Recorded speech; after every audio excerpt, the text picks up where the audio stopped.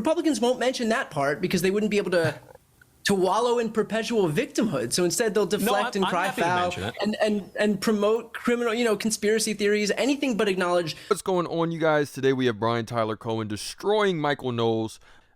Brian Tyler Cohen wants to call out the hypocrisy of Republicans. Let's get into it. The issue is we have two of our favorite guests back for a big debate this week. Last time they were together was one of our most watched shows ever. Brian Tyler Cohen has one of the most popular YouTube pages in progressive politics. On his podcast called No Lie, he interviews top names in Democratic politics, including the White House Chief of Staff this week. Here's Brian's interview from earlier this year at the White House with the President of the United States, Joe Biden. Michael Knowles is a best-selling author and host of The Michael Knowles Show on The Daily Wire. His podcast, The Verdict with Ted Cruz, is one of the most popular in the conservative space. Brian, Michael, welcome back to the show. Thanks for coming on. Thanks for having us. Great to be with you. A big story this week, the various investigations of Donald Trump. In New York, he sat for hours of questions in a civil case, which is focused on the Trump Organization's finances. Apparently didn't say much during that deposition. He repeatedly pled the Fifth, which, of course, is a constitutional right that allows you to avoid giving testimony that would potentially incriminate yourself. In the past, Trump would often mock those who pled the Fifth. Here's a collection of those moments compiled by MSNBC. Taking the Fifth, I think it's disgraceful. Fifth Amendment, Bob. The mob takes the Fifth. If you're innocent, why are you taking the Fifth Amendment? Fifth Amendment, horrible. Michael, what do you make of his decision to plead the Fifth after mocking it for so many years? Well, President Trump mocked that before he realized that the Justice Department and the FBI had illegally spied on his campaign, then tried to undermine his administration, and now are continuing, I think, in an absolutely unprecedented, egregious sort of way to prevent him from running again in 2024 because he's the chief rival to Joe Biden. So if you've got even two brain cells to rub together, gosh, these guys seem to be after me. The Attorney General in New York, Letitia James, ran her campaign on destroying Trump, and it seems they're going to try to destroy him any way they can, spaghetti at the wall. Go after the Trump Organization, go after his documents, use the Presidential Records Act or whatever. And so I think Trump was wise not to play ball with these people who are political. Or maybe he's out here diddling little kids with Jeffrey Epstein.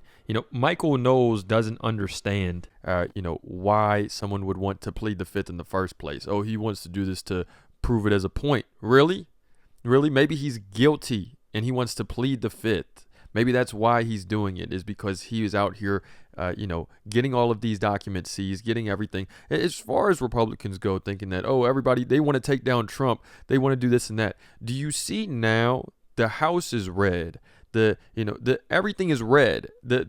All of our systems now have become conservative. So this whole idea that, they're out to get Trump, they're out to this and that, and that's why he's pleading the Fifth. He's pleading the Fifth because the FBI is after him. Because to get conspiratorial, that's Michael Knowles' whole backing argument. Are we serious? Brian Tyler Cohen, let's both of them have a lot to say, but I want to see what Brian Tyler Cohen has to say. Motivated and simply out to stop him from winning another term. Brian, is this much to do about nothing? Legal stuff aside, from the right, we're hearing every obfuscation in the book about how the DOJ and the FBI are politicized, how Biden personally signed off on all of this, how this is political retribution, a way to get Trump not to run.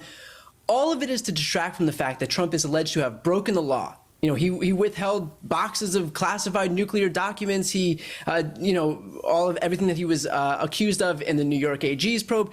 That's it. Republicans won't mention that part because they wouldn't be able to wallow in perpetual victimhood. So instead they'll deflect and cry foul and promote criminal, conspiracy theories, anything but acknowledge the reasons for the search warrant, for example, in this most recent case at Mar-a-Lago. And that's because the guy is a criminal who can't stop breaking the law. This week, you guys like this video, like and subscribe. Secrets for the U.S. Michael, are you concerned, though, to that point, though, that this concept of potentially having nuclear secrets just sort of floating around in your office, if that's what it really is? And again, we don't know yet if that's what this really is. The question is, were these documents classified? The president, Donald Trump, says they were not classified because Donald Trump, when he was president, had discretion to declassify whatever he wanted. And by the way, when we talk about the process for declassification, it's a very murky subject because the president does not answer to anybody on what can be classified and declassified. He doesn't answer to some middling bureaucrat in the DOJ. He is the president of the United States. So even if these documents were nuclear secrets or something, which I seriously doubt that they are, we actually know from the warrant, which has already leaked, that a lot of them were binders of photographs and random sort of papers. That still would not matter. President Trump could declassify as president whatever he wanted and post it on Twitter if the oligarchs in Silicon Valley had not kicked him off. It would seem to me quite clear that that President Trump had every right to have certain of these documents with him. The DOJ was aware of that. And just to prove to you that this was not an urgent matter of national security, Joe Biden's been president for more than 18 months. If this was the urgent nuclear secrets that could destroy the world, why did they wait 18 months? Furthermore, the FBI got the warrant to raid Mar-a-Lago on August 5th. Why did they wait 3 days? They said this is an urgent matter of national security. So You're throwing every. I mean, I feel like I'm living in a Fox News comment section right here. First of all, they made that request to him. When somebody steals documents, normally they would just go get it. They gave him the benefit of the doubt. They made that request. Then they issued a subpoena, which is not something you would normally do for stolen documents. Then a federal magistrate. Hold on, Michael. I let you speak. Yeah, let me just get this out. They made that request, then they issued a subpoena, then they eventually had to get a federal magistrate to sign off on a search warrant when it met the evidentiary burden of probable cause. This idea that they waited too many days, they issued that on a Friday. The search happened on a Monday. Also, this is sort of where Trump's charm is starting to wear off, to where he wasn't really a part of the right or the left. He was able to call hypocrisy on both sides, and he was able to get away sort of with this conspiratorial nature to where no one really trusts the government, and he was able to capitalize off of that, saying, hey, see, look, Biden is after me, the FBI is after me and everything. Well, now he's getting that backing from the right to where he has now become a part of this establishment that he was critiquing so much in the first place. Is the corruption now gone?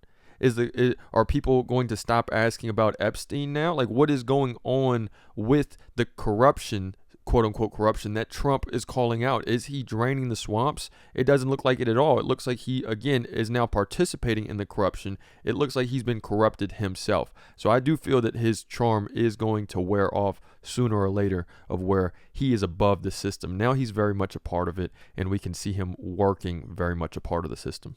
This idea that Donald Trump has sole authority to declassify any documents, and so everything that he had in his possession was declassified anyway. That doesn't matter, because based on the crimes that he's alleged to have committed, which are a violation of the Espionage Act, obstruction of justice, and criminal mishandling of government records, it doesn't matter. The classification doesn't matter. The Espionage Act means that Trump had means that Trump had information that could be used for the injury of the United States or to the advantage of a foreign nation.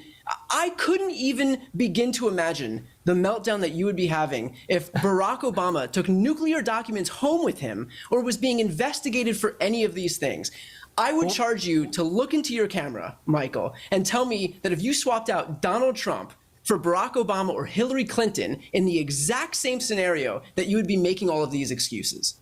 Well, it would be very difficult to swap out Hillary Clinton because mercifully she was never the president. Let's move on and talk about And Brian Tyler Cohen makes the perfect point of saying, okay, so this is where you don't have a problem with Trump, again, because you guys fell for the whole shtick where he's above the left and the right. Oh, he is our savior. He's the one to really bring peace to the world. He is the one to make America great again, his literal slogan. So then let's trade out Trump, right, with Hillary Clinton. If Hillary Clinton was doing this stuff, would you have a problem? He is doing the corrupt stuff. To get through to the Republicans, the conservatives nowadays, you have to literally take him off of this high horse of where he's above the right and the left. He is no longer different from those two. He is made aside, and he is now a part of the corrupt system that we all know to be. Because Trump was the one who exposed it in the first place. That was the charm in the first place, where he exposed all of the bullcrap going on in the right and the left. And now he's just acting like we all forgot it, and he's doing the same crap. Brian Tyler Cohen makes it a perfect point against Michael Knowles. Let me know what you guys think in the comments. It's another day in the progressive way.